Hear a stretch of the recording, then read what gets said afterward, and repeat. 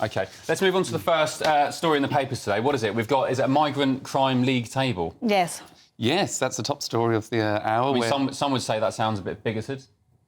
Well, I think what it's been an amendment put forward in the criminal justice bill by Robert Jenrick, who was, as you know, used to be a Home Office minister, but resigned from Rishi's government over the Rwanda policy. He's now basically trying to ask for data to be published by the Home Office on an annual basis to make sure that the public are aware that who comes into the country, if they are, and what nationality they are. There's a league table of those nationalities who are the most, who commit the most crimes. So he wants the UK public to know which nationalities that do come into the country, whether it's legal or, well, it'd have to be legal, because if you're a legal immigrant, you're probably not going to be known about. But he wants the public to know what nationalities that come into the country are the most offensive, I suppose. Good idea, Candy.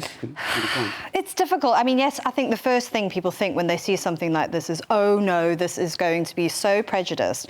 But I think in the current context where we've seen some utterly bizarre decisions made by the Home Office, you know, looking at Abdul Azidi, for instance, you know, he was given asylum even though he'd committed crimes. Convicted sex attacker. Yes, and it's such an opaque process and we don't really know what's going on. So maybe a bit of transparency would be good so the public could put more pressure on the Home Office to make better decisions that are in the interest of the public. I mean, you've seen the Albanian drug gangs who've usurped almost every area of the drug market in England over the past few years. I don't think people are necessarily aware of that, and I think we do need to become more aware of it. Charlie, you're going to get some people on the left side of the argument who say, you know, this is just a racist dog whistle and demonising migrants, right?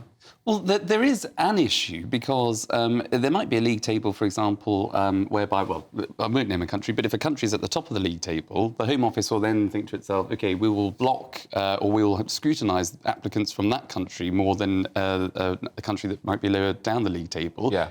You can't judge one person's application just on the back of everybody else. You have to take it case by case because there might be someone that genuinely does have a claim to this country, but they're being discriminated against because just so many other people that are and I'm sorry, have committed crime. Every other country does it and behaves in a normal way. It's always Britain that gets lambasted with these, you know, racist labels because we just want to behave like any other country. You know, Australia does it, but anyway,